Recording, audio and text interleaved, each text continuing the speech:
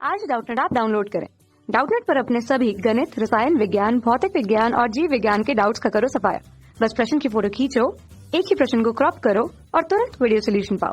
अभी डाउनलोड करें। प्रश्न दिए, एक 10 HP की मोटर द्वारा 20 मीटर गहरे कुएं से पानी निकाला जाता है तथा 22,380 लीटर आयतन के एक टैंक को 10 मीटर ऊंचाई पर स्थित है भरा जाता है। खाली टैंक को पानी से भरने के लिए मोटर पंप को कितनी देर तक चलना होगा, जबकि गुरुत्वीय त्वरण जी का मान 10 मीटर प्रति सेकंड का वर्ग हमें यहाँ पे लेना है, बतला दिया गया है और यहाँ पे 4 विकल्प दिया गया है। तो आइए हम लोग इस प्रश्न को हल करते हैं और देखते हैं कि कौन सा विकल्प जो है वह सही होगा। तो देखिए, इस तरह से हमारे पास एक कुआं है, कुएं में इस तरह से पानी भरा हुआ है। ये जो कुएं की गहराई है इसको हम लोग h डैश से दर्शा देते हैं, जो कि है 20 मीटर। यहाँ से पानी को निकाला जाता है पंप के द्वारा और फिर उसके बाद इस टैंक में पहुंचाया जाता है, ठीक है, पंप के द्वारा यहाँ पे हम लोग इसको पहुंचाते हैं।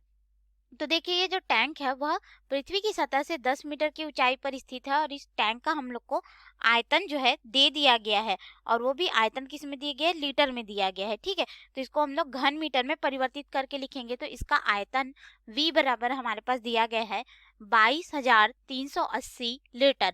इसको हम लोग परिवर्तित कर देते हैं घन मीटर में, तो हमारे पास हो जाएगा यह 22,380 गुणित 10 की घात ऋण 3 मीटर घन में हमें यहाँ पे प्राप्त होगा। और देखिए, यहाँ से हम लोग पानी को क्या कर रहे हैं, पृथ्वी की सतह यानी कि इस गहरे कुएं से ऊपर की ओर पहुंचा रहे हैं, अर्थात गुरुत्वीय त्वरण जी जो है इसके विरुद्ध हम लोग कार्य कर रहे हैं, जिसका मान हमें 10 मीटर प्रति सेकंड का वर्ग दे दिया गया है। तब हमें ज्ञात करना है कि कितना समय लगेगा जब यह टैंक पूरी तरह से खाली हो तो इसको पानी से भरने में। तो हमें समय का मान ज्ञात करना है। तो देखिए, हम लोग जानते हैं यहाँ पे हमें पंप की शक्ति दे दी गई। यहाँ पे जो मोटर लगा हुआ है इसकी शक्ति P बराबर हमें यहाँ पे दिया गया है कि यह 10 HP का है, ठीक है।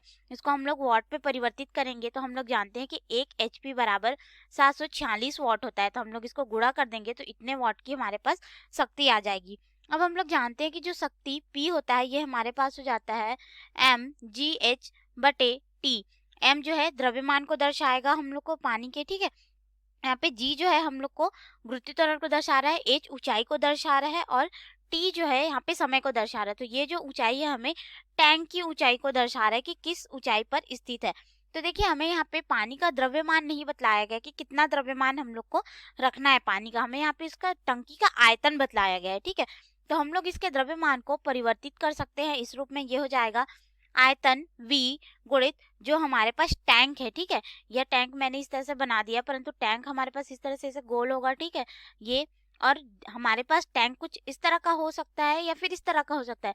तो इसका कुछ ना कुछ त्रिज्या होगी R हमारे पास, और यहाँ पे अगर हम लोग देखें तो इसकी कुछ ना कुछ ऊंचाई होगी, ठीक है।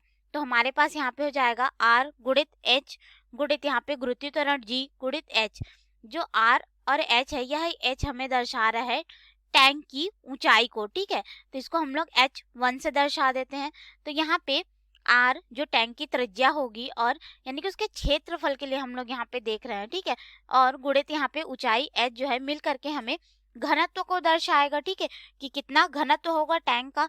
तो इसको हम लोग रो से दर्शा देंगे और फिर बटे में T यानी कि शक्ति बराबर हो जाएगा हमारे पास यहाँ पे आयतन V रो और फिर यहाँ पे हो जाएगा गुरुत्वीय त्वरण G गुणित H बटे समय T।